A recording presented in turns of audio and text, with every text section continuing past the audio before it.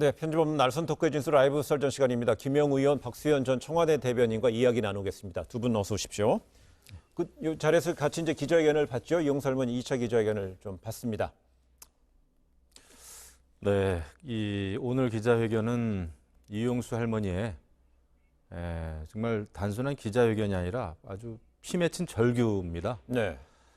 이것은 무슨 뭐 정의연의 단순한 회계 부정, 회계 문제가 아니라 이런 그 위안부 할머니들을 위해서 우리 대한민국이 그동안 무엇을 했는지 말이죠. 그것을 돌이켜보게 되는 굉장히 중요한 계기가 됐다 이런 생각을 하는데 네. 이 할머니 말씀은 이 정대협이 근로정신대 할머니하고 위안부 할머니들을 뒤섞어 가지고 위안부 할머니들의 그 경험이라든지 이런 아픔에 대해서 제대로 치유를 못했다는 겁니다. 그리고 지난번에도 말씀이 있었습니다마는 30년 동안 이용당하고 속았다 그런 말씀을 하셨는데 오늘도 아주 그냥 절절하게 그 말씀을 다시 하셨어요. 그리고 여러 차례 윤미향 당선인 등 그 정대협, 정의연이 모금 활동을 해왔지만은 그런 거에 대해서 우리는 제대로 알지를 못했다. 네. 그리고 또 위안부 할머니들의 여러 가지 그 쓰라린 피 맺힌 과거에 대해서 여러 질문들을 해가지고 그 질문들을 또 엮어서 책으로 펴냈는데 그 책 출판하고 이런 거에 대해서도 자세하게 얘기를 못 들었단 말이죠. 그리고 늘 증언을 하고 인터뷰를 하고 수없이 이렇게 해왔지만은 그 모든 일에 대해서 제대로 알려주지 않았다라고 하시면서 너무나 내가 왜 이렇게 팔려야 되냐, 내가 왜 팔려야 됩니까? 라고 아주 절규를 하셨어요. 내가 왜 팔려야 됩니까? 라는 말을 바로 이 정대협, 정의연, 윤미향 당선인을 향해서 했단 말이죠. 이 대목에서 과연 할머니들을 위해서 정대협, 정의연이 그동안 제대로 역할을 했는지 또 더 크게는 우리 대한민국의 문제입니다. 저는 그렇게 생각을 하고 있어요. 그래서 돌이켜볼 점이 많다 생각합니다. 네, 박수현 전 대변인님. 네. 사실상 지금 정대협이라는 게 정의연의 전신이 정대협. 한국정신대 대책문제협의회는 1990년에 생겼고요. 네.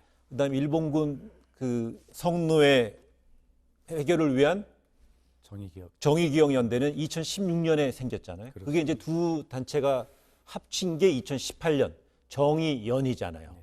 근데 오늘 이용수 할머니께서는 정대협 얘기도 하고 정의연 얘기도 하고 그러네요. 그렇습니다. 지금 이용수 할머니의 아팠던 개인의 삶을 피 끓는 말씀으로 그렇게 호소를 하시면 참 아픕니다. 네. 이 역시 약했던 조국이 어떤 국민 개인의 삶을 보호하지 못한 아팠던 대한민국의 역사라고까지 저는 생각이 되어서 굉장히 마음이 무겁습니다. 그러나 그것을 더 무겁게 한 것은 할머님의 고백, 호소를 보면 30년 동안 속았다는 것 아니겠습니까? 지금 말씀하신 대로 정대협은 정신대 근로자 할머니들을 주로 다루는 그런 단체인데 생명을 잃고 생명을 걸기까지 했던 위안부 할머니들이 문제까지 거기서 다룸으로써 사죄와 배상이라고 하는 것을 받아내지 못했다라고 하는 이야기를 하면서 그런 전략이나 그런 것에도 문제가 있었지만 사실은 자신들의 이야기에 고문을 당했던 이야기, 아팠던 이야기에는 관심도 없었다, 진정성이 없었다 이렇게 지금 주장을 하고 있는 것 아니겠습니까? 그렇게 해서 자기들을 모금에 끌고 다니면서 활용했다라는 취지로까지 말씀하셨고 또 그렇게 모금한 것이 결과적으로 불투명하게 쓰였기 때문에 결과적으로 이 문제는 검찰이 알아서 할 일이다라고까지 강하게 말씀을 하셨어요. 그리고 지금 당신이 주장했던 것은 이 정의연이 됐던 이 활동, 집회를 중단하자고 하는 것이 아니라 그 방식을 바꾸어서 한일의 어린 학생들이 이 사실을 제대로 알게 함으로써 서로 교류하게 하고 그렇게 교육에 힘써야 된다라고 하는 그 방식의 변경을 지금 주장한 것이다. 중단하자는 것이 아니다. 이렇게 말씀을 하셨어요. 그래서 어쨌든 보면 정말 가슴 아픈 그 이야기인데 다시 한번 말씀드리지만 검찰이 수사를 통해서 밝혀낼 것은 분명히 밝혀내고 또 그 이전에 윤미향 당선인이 할머니 이야기에 대해서 어떻게 양심껏 고백을 하고 잘못한 것이 있으면 사죄를 구하는가, 그런 어떤 진실규명과 사죄, 할 것이 있다면 사죄, 이런 것들을 위해 새로운 출발이 있어야 된다라는 생각을 하게 됐습니다. 네. 이 할머니가 또 그런 말씀도 하셨잖아요. 그 할머니는 정말 정작 한국과 일본이 이웃나라고 미래지향적으로 제대로 가기 위해서는 이제 지금의 학생들이 과거에 어떤 일이 있었는지에 대해서 분명히 알 필요가 있다. 지난번에 1차 기자회견 때도 이 말씀을 하셨는데 오늘 다시 말씀을 하셨고요. 또 하나는 지금까지도 윤미향 당선인이 이 할머니들을 속이고 있지 않느냐 이런 얘기입니다. 그러니까 지난번에 그때 대구에서 10분 남짓인가요? 뭐 5분인가 10분인가 네. 잠깐 윤미향 당선인이 다른 사람들하고 거의 쳐들어가다시피 하면서 할머니를 만났다는 거 아닙니까?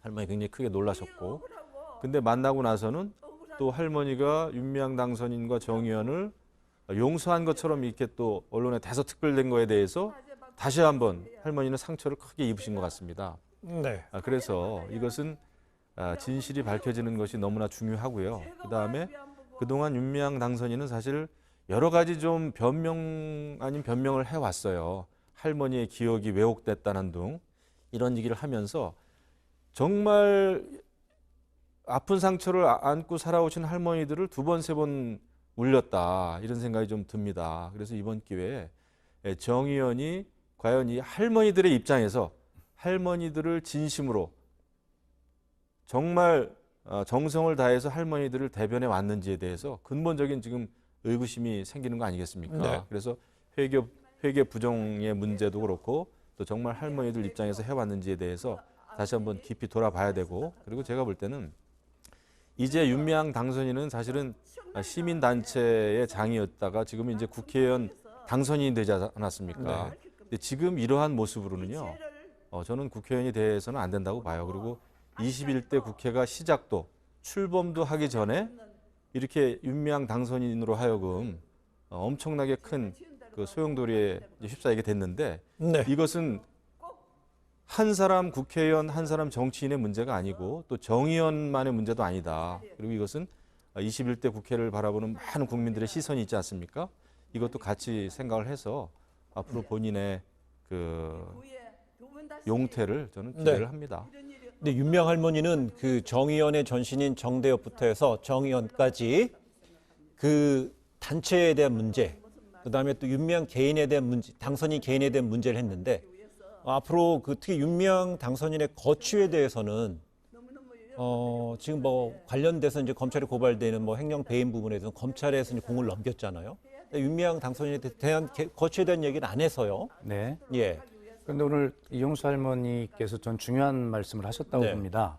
그 윤미향 당선인이 진정성이 없었고 어쨌든 심지어는 사리사욕을 채웠고 국회의원에까지 당선됐다. 이 사리사욕이라는 말씀을 하셨단 말이에요. 네.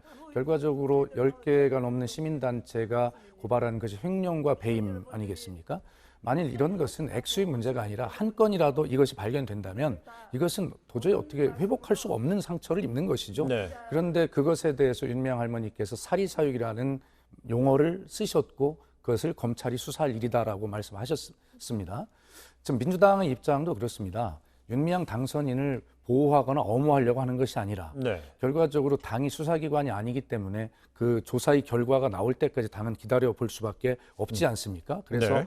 사실 확인이 먼저다라는 입장인 뿐이지 그것을 뭐 엄호하거나 이런 것이 아닌데 오늘 이용수 할머니의 사리사욕까지 단어까지 동원한 이런 기자회견이 나왔기 때문에 이제 윤미향 당선인이 어떤 민주당의 어떤 선제적 조치나 이런 것에 앞서서 본인의 양심이 먼저 응답할 일이다 이렇게 생각하고 또 좀 더 중립적으로 이야기를 한다면 어쨌든 검찰이 수사할 부분이 있으니까 사실관계가 정확하게 나올 때까지 기다려주는 것이 맞지만 지금 국민의 일반적인 감정은 아마 이용수 할머니의 저런 피나는 절규 같은 심정일 것이다. 네. 그러므로 당과 본인이 그런 국민의 어떤 눈높이에 맞추어서 어떤 행동을 하는 것이 필요한 때다 이런 생각이 듭니다. 네, 오늘 이용수 할머니 기자회견에 대해서 윤미향 당선인이 뭐 입장을 밝힐 이제 상황인데 분명히 이용수 할머니의 어떤 발언에 내에서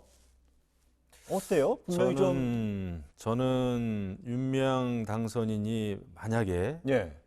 오늘 이 이용수 할머니의 여러 가지 발언에 대해서 글쎄요, 또 뭐 해명 내지는 그런 거를 했을 때 그게 정말 우리 대한민국 국민들이 가지고 있는 그 의구심, 의혹을 해소할 수 있을까? 저는 네. 그렇게 생각 안 합니다. 오히려 할머니들께 더 큰 상처를 주지 않을까 싶고요.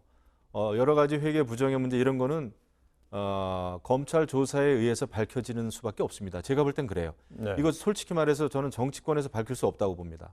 정치권에서 뭐 국정조사다 뭐다 지금 이야기하고 있습니다만은 이것이 야당이 무슨 정치적으로 해결할 수 있는 성질의 것도 아니고 저는 굉장히 어렵다고 보고 그것은 검찰이 밝혀야 되고요. 네. 나머지 부분에 대해서는 우리 박수현 전 대변인께서 답을 주셨어요. 이것은 도의의 문제입니다. 네. 양심의 문제고요. 윤리의 문제입니다. 또 철학의 문제고 여기에서 윤미향 당선인이 그냥 지금의 입장을 계속 지속한다 하는 것은 정말 할머니들을 두 번, 세 번 더 상처를 주는 것이고요. 저는 그래서는 안 된다고 보고 이게 또 무슨 여당만의 잘못인가 저는 꼭 그렇게 생각도 안 해요. 이것은 보수 진보의 문제도 아니고 저희 야당도 여당일 때가 있었지 않습니까? 그때 정신대 문제, 위안부 할머니 문제 해결을 또 못 해드렸잖아요. 네. 우린 다 같이 죄인이다라는 생각을 가지고 그걸 가지고 진실이 밝혀지기를 기대를 합니다.